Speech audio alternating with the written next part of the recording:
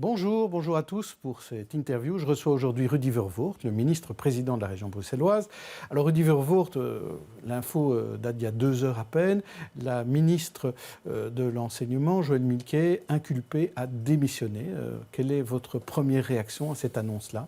Vous savez, la démission est un acte par définition qui repose sur une décision personnelle et donc que moi je respecte et que je n'ai pas à commenter. Je dirais, sur le fond. Sur le fond, je veux dire. Voilà, alors, à titre personnel, je pense que Mme Milquet est quelqu'un qui apporte et qui a apporté, qui j'espère apportera encore beaucoup à la politique. Mais maintenant, voilà, pour le reste, je n'ai pas de commentaire à faire, si ce n'est que de prendre acte de sa démission. Si jamais quelqu'un était inculpé au sein du gouvernement bruxellois, vous diriez que ce ministre ou ce secrétaire d'État doit démissionner ou pas ? Écoutez, moi je suis toujours très prudent par rapport à cela. On dit toujours qu'il y a le principe de la présomption d'innocence. Oui. Inculpation, ça dépend du contexte, ça dépend des éléments concrets. Moi j'ai envie de dire, ça ne doit pas être automatique parce que d'une certaine manière, ça voudrait dire qu'on pourrait comme ça dégainer et amener un certain nombre de ministres, de responsables exécutifs à démissionner sur base d'affaires qui par après pourraient s'avérer effectivement un peu creuses. Donc il faut pas prendre de règles comme ça définitives. Et pour vous-même ? Écoutez, mon objectif, c'est de ne pas être inculpé. Oui, enfin, je crois que c'était l'objectif de Joëlle Milquet aussi. Oui, tout à fait. Mais on est tributaire du principe de la séparation des pouvoirs. Et donc, il faut l'accepter. Je dois vous avouer, je ne me pose pas la question aujourd'hui, très franchement. Une démission, j'ai d'autres préoccupations, oui, croyez-moi. On va en parler, effectivement. Mais une démission, ça peut vouloir dire aussi une espèce de fin de carrière politique. Oui et non, je pense que ça dépend aussi des circonstances, ça dépend de la personnalité, il y a plein d'éléments, il n'y a pas de règles. Je ne vais pas citer d'exemples, mais on connaît quand même des hommes politiques qui ont été à un moment donné inquiétés dans des affaires et qui après ont une carrière politique remarquable. Donc il n'y a pas de règle absolue. Je pense que c'est effectivement des moments difficiles à titre personnel. Je pense qu'il faut se dire ça et puis bon, voilà, pour le reste, on verra bien comment les choses évolueront. Alors, la bonne nouvelle du jour, c'est cette réouverture de 12 stations de métro et de pré-métro. Alors, qu'en est-il des suivantes, des 18 qui sont fermées ? Écoutez, l'objectif reste évidemment la réouverture totale, à la fois en termes d'horaire et de nombre de stations. Mais la décision que nous avons prise, c'est une décision qui se fonde aussi avec un objectif d'avoir un haut degré de sécurité garanti et en fonction des éléments à la fois d'évaluation de la menace et des capacités policières et militaires, ceci était la meilleure solution pour aujourd'hui. Mais bien évidemment, on évalue la situation au jour le jour et dès le moment où nous pourrons rouvrir à la fois l'ensemble des stations et l'exploitation horaire normale, nous le ferons, soyez-en assurés. Donc pas de date. Non, pas de vous ne pouvez pas nous dire demain... Non, je ne m'enferme de toute façon jamais dans ce genre de calendrier, mais l'objectif reste évidemment celui-là. Depuis, je dirais, le 23 mars au matin, l'objectif est effectivement le retour à la vie normale le plus complet possible, mais avec l'enjeu de la sécurité qui est même un enjeu important. Mais la semaine dernière, lors de la conférence de presse où vous étiez aux côtés de Charles Michel, vous avez dit, voilà, on va réouvrir dans le courant de la semaine prochaine. C'est vrai. Et puis, c'est passé ce qui s'est passé ce week-end. Et donc, ça veut dire que ça change la donne ? Ça sont des éléments qui sont pris en compte pour l'évaluation du risque, oui, évidemment. Pas que cela, mais cela aussi. Donc, pour être clair, l'arrestation de 2 suspects retarde la réouverture des stations. Pas que ça, j'ai toujours dit, ce sont deux volets. C'est d'une part l'analyse de risque et d'autre part la capacité opérationnelle, militaire et policière, qui, je le rappelle, ressort du niveau fédéral. Ce n'est pas les polices locales qui assurent la sécurité dans les métros, bien évidemment. Donc, ce que ça veut dire, c'est que ça ne dépend pas de vous, puisque ça dépend d'une part de l'OCAM, sur l'analyse du risque, et de l'intérieur au niveau de la capacité policière. Exact. Donc, ce n'est pas un peu, je dirais, désarmant de justement se dire que ça ne dépend pas de vous, que vous ne pouvez pas décider vous-même. Sur des affaires liées au terrorisme, seul le niveau fédéral étant... Il est d'ailleurs le seul compétent pour traiter ces matières-là, que ce soit au niveau policier ou judiciaire. Donc la région n'a pas d'attribution à cet égard-là. Mais évidemment, le centre de crise détermine sous quelle manière on fait fonctionner les gares, le métro, et donc il faut pouvoir faire en sorte que ça fonctionne à la fois, j'ai envie de dire, dans les meilleures conditions possibles, mais surtout avec ce haut degré de sécurité. Tout en se disant aussi, et je ne cesse de le répéter, et je pense que la population en est bien consciente, le risque zéro, lui, n'existe pas.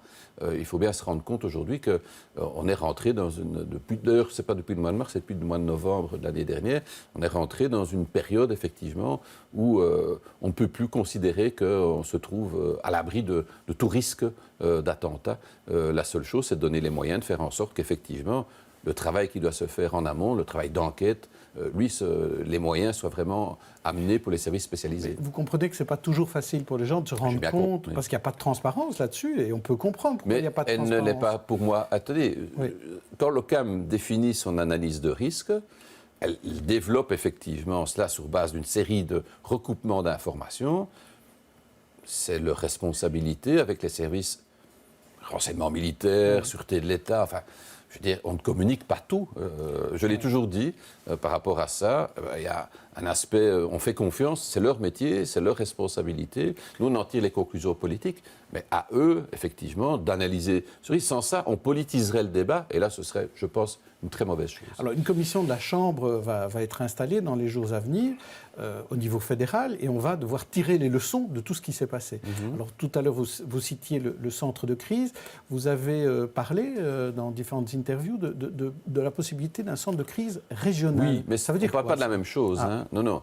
Le centre de crise régional ne répond pas aux mêmes objectifs que le centre de crise national. Il ne s'agit pas de se substituer au centre de crise national qui, lui, bien évidemment, demeure et aura toujours à traiter de ces matières-là. Oui. Nous n'allons pas traiter les questions terroristes. À quoi servira le régional? C'est la coordination de l'ensemble des services régionaux, de l'ensemble des acteurs qui participent à ces matières-là pour faire en sorte qu'on ait un fonctionnement le plus optimal possible de tous les acteurs régionaux qui sont là et qui donc doivent travailler, je dirais, de la manière la plus efficace possible parce que, et heureusement d'ailleurs, il n'y a pas que des questions de terrorisme qui nécessitent une réponse en matière de crise qu'on peut connaître sur un territoire comme le nôtre. En matière de tirer des leçons, il y a cette question de fallait-il ou non arrêter le métro au moment des attentats? A-t-on donné les instructions suffisamment tôt? Le ministre de l'Intérieur dit que la décision a été prise à 8h50. Oui. Est-ce que vous confirmez cette heure-là de décision, 8h50? Non, moi je n'ai pas à la confirmer. Il dit qu'il a pris la décision à 8h50, j'en prends acte. Oui.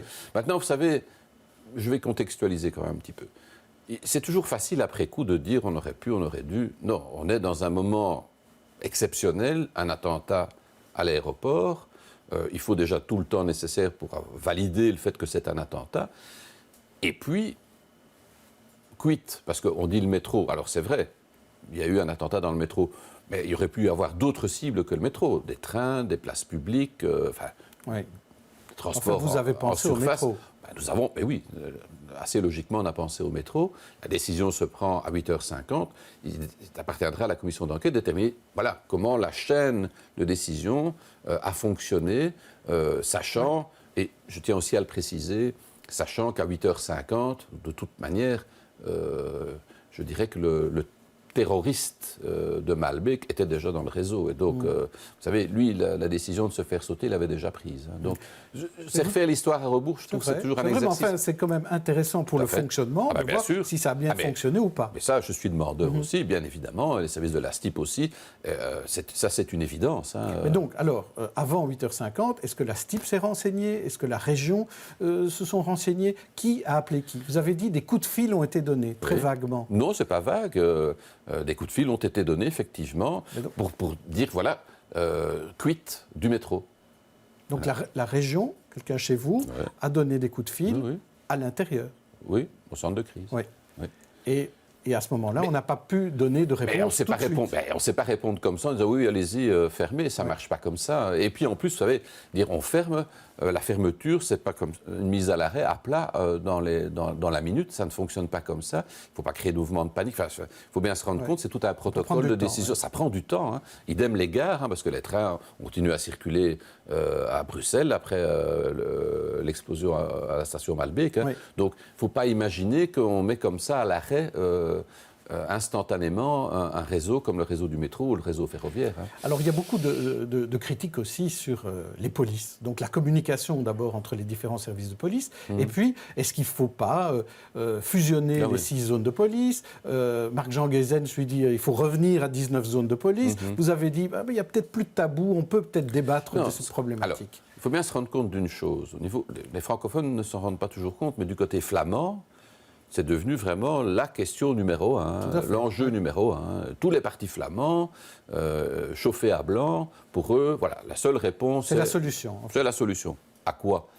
Certainement pas aux actes terroristes que nous avons connus. Je veux dire, ça ne ressort pas des polices locales et la fusion des zones n'aurait de toute façon rien empêché du tout en termes d'attentats. Donc on est là dans une revendication, je dirais, qui préexiste. Symbolique. Elle est symbolique, on s'en sert parce que le moment est sans doute, il y a une fenêtre de tir, comme on dit. Et donc mais ça se fait dans d'autres grandes villes.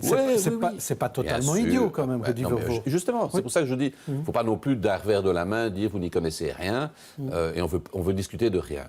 Ce que moi je dis, et j'ai écouté aussi ce qu'a dit le Premier ministre la semaine dernière lors de la conférence de presse internationale, il a dit sur la question on n'a pas de tabou. Il faut savoir que la fusion des zones de police peut se décider par devers nous. À la Chambre. À la Chambre, et sans majorité spéciale, les partis flamands, la majorité, s'ils veulent. Et le MR, en fera-t-il une question de gouvernement? Fera-t-il sauter le gouvernement pour les zones de police? Je n'en sais rien, mais j'ai des doutes. Donc je dis, moi, revenons un peu sur terre, soyons rationnels, et voyons ce qui existe. Parce que c'est un défaut en Belgique, chaque fois qu'il y a un problème, on s'imagine qu'il y a une réponse institutionnelle. Non, il y a une réponse qui existe, c'est la 6e réforme de l'État, qui permet de mettre en place une politique plus coordonnée. On parlait du centre de crise régional, mais c'est aussi en matière de prévention du radicalisme. C'est, je dirais, cette coordination-là, elle peut encore mieux fonctionner. Donc en clair, vous voulez être le patron de la sécurité à Bruxelles? Absolument pas. Non, non, non, non. Et je dis ça pour me donner l'occasion de rassurer certains bourgmestres qui en font des fantasmes ou des cauchemars en se disant, moi je dis simplement, ne rien faire, c'est demain de toute façon se retrouver sans police. Donc soyons de beaux côtes. Ce que moi je veux éviter, c'est la fusion des zones. Mais c'est de donner des réponses. Mais quand je dis pas de tabou, c'est aussi la norme KUL, la norme d'encadrement, c'est aussi les problèmes liés à l'absence d'effectifs. Il nous manque 600 policiers. On ne demande pas d'argent pour ça, mais qu'on donne la possibilité de les recruter. Et donc, il y a d'autres problèmes qui seraient peut-être bons de prendre en compte pour organiser la sécurité à Bruxelles que la fusion des zones. Et donc, ça commence à s'organiser, puisque quand il y a eu ces rumeurs de manifestations d'extrême droite, vous avez pris une ordonnance pour toute la région bruxelloise. C'était une première, ça. Oui, puisque cette compétence-là, elle n'existe que depuis la 6e réforme de l'État. Oui, ça permet... Et donc, c'est un signe, ça. Écoutez, si on vote des lois, c'est pour qu'elles puissent servir à un moment donné, pas pour le plaisir, mais tout simplement, sachant ici qu'on avait, je dirais, devant nous un risque de débordement sur plusieurs communes, mais c'était de prendre un texte commun qui permet aux forces de police d'avoir une base sur laquelle pouvoir agir administrativement lors de la manifestation. Alors, est-ce qu'il faudra aussi tirer des leçons de la manière dont la police bruxelloise, par exemple, s'occupe des manifestations, que ce soit les hooligans qui viennent de Vilvoorde, de Liège et d'ailleurs, ou que ce soit le président de la Ligue des droits de l'homme ou encore d'autres? Moi, je ne veux pas rentrer dans les polémiques factuelles. Je pense que... En tout cas, ça n'a pas donné ou contribué à donner une bonne image de Bruxelles. Je veux dire, les hooligans qui marchaient sur les fleurs à la Bourse, quelle image. Après, il appartient évidemment à chaque fois, après chaque manifestation, d'en tirer les conclusions. Et il est logique qu'on fasse le bilan de la manière dont les choses se sont déroulées et qu'on mette à plat les problèmes, oui, effectivement, de ce qu'on a pu constater. Vous savez, aujourd'hui, tout est filmé, tout ça circule sur... Tant mieux, tant mieux, tout ça circule sur les réseaux. Ça amène sur certaines chaînes concurrentes à ce que les journalistes dérapent. Voilà, c'est dire combien le sujet est un sujet qui passionne. Oui. Et en même temps, moi je dis simplement, c'est notre image qui est en jeu là. D'abord l'image de Bruxelles, mais plus collectivement l'image de la Belgique. Et donc ça nécessite à chaque fois, je pense, des mesures qui soient appropriées. Mais la police, elle fait son travail. Après, elle est aussi soumise à un contrôle démocratique, singulièrement dans la police administrative. Donc en cas de manifestation, voilà, s'il y a eu des problèmes, ils doivent être résolus. Mais moi, je n'ai pas d'a priori comme ça pour dire c'est la police ou c'est pas la police, ou c'est le président de la Ligue. Voilà.